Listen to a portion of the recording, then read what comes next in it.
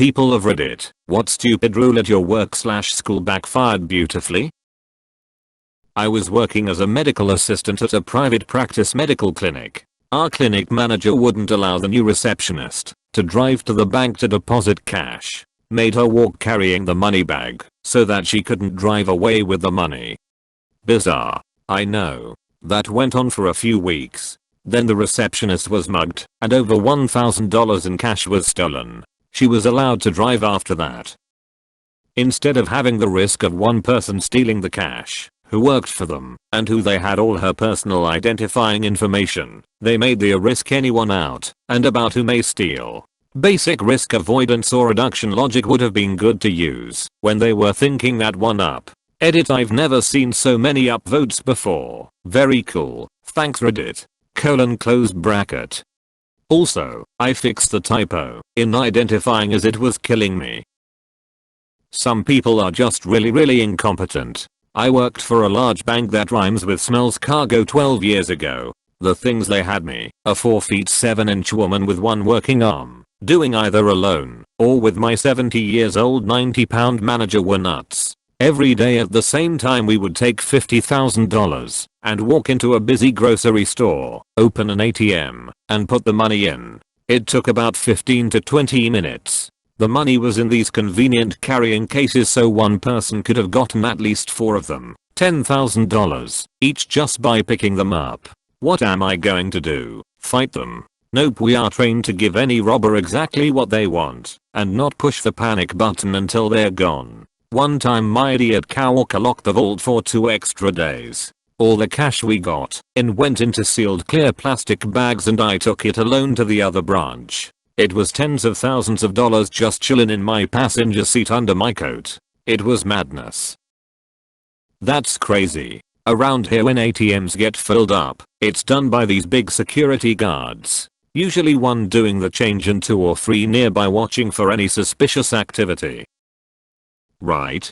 Funny thing was that guarda guys did all the other admins at the other branches, but they thought the unarmed disabled tiny woman and the geriatric lady that could be blown over by a stiff breeze got this one. I will say they have since closed those locations so the ATMs are now all handled by guarda. I think workers need to be educated more, maybe in school, that if they feel that something is dangerous at work, they don't have to do it. Edit. On a side note, here are some workplace safety commercials that ran in Ontario over a decade ago. They are pretty intense, but it was done to get the message across.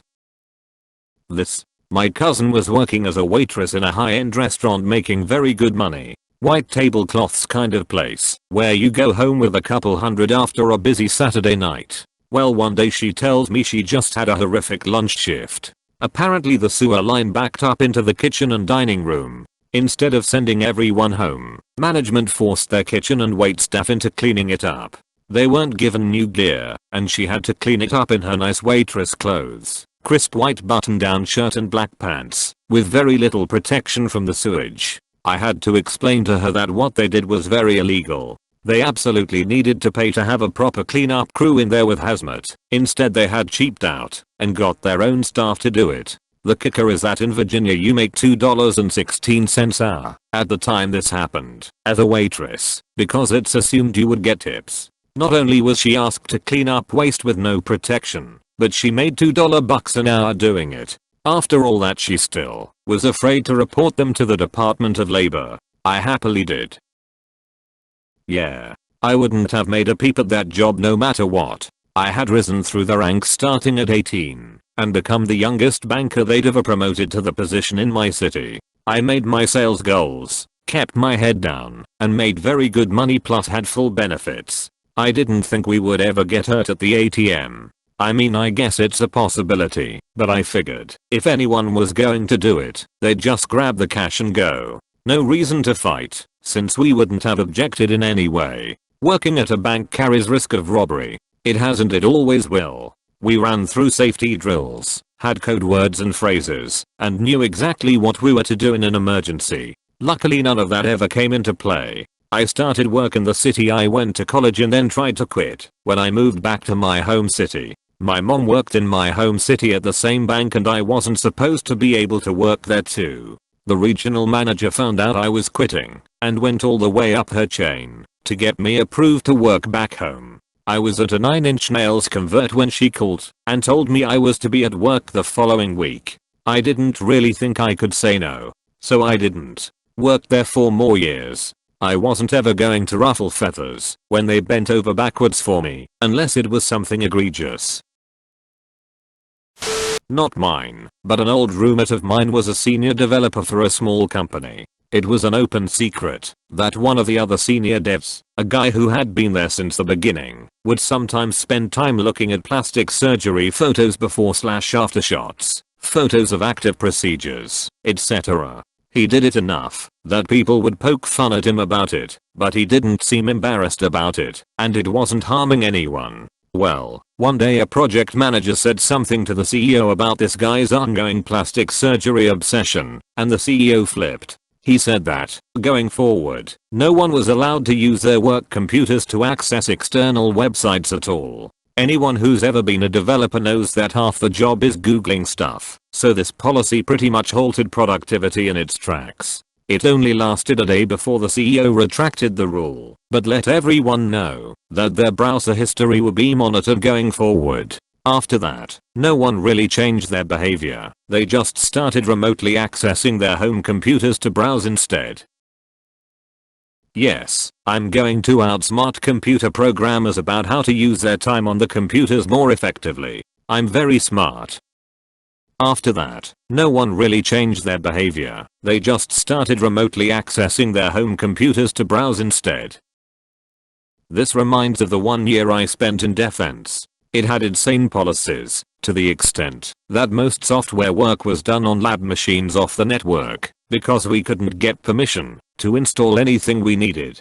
For a marketing demo, I needed to interface with a unit, so I planned on using Nectar to check out the traffic. It was at my desk in minutes, because I had downloaded a rogue network tool. After deleting, I just compiled it from source with debug symbols and none of their security software noticed it. I worked at Starbucks for like 5+ years before and during undergrad, and at one point our district manager thought it was a good idea to implement a just say yes policy where we literally weren't allowed to tell the customer no. Lasted for about 3 months, and in that 3 months our unaccounted product and waste went up over 300%, because when the post didn't have a way to punch in a customer request we had to just do it anyways. We also got complaints from stores in surrounding districts because they had angry customers who were requesting things that were against local food service code and told them that we did it for them at our store. I knew exactly how that policy was going to play out, and I just laughed every time management was freaking out about the problems it was causing. Give me all the money in the cash register and make me a free iced coffee.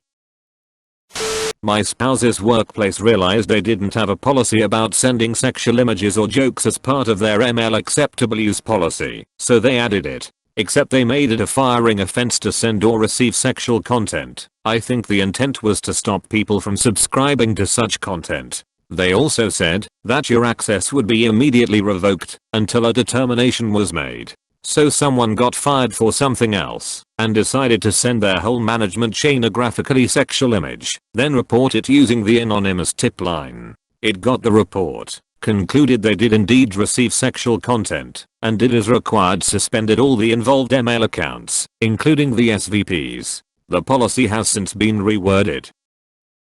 There's burning bridges, and then there's drying up the lake, just to fill it with gasoline. Damn.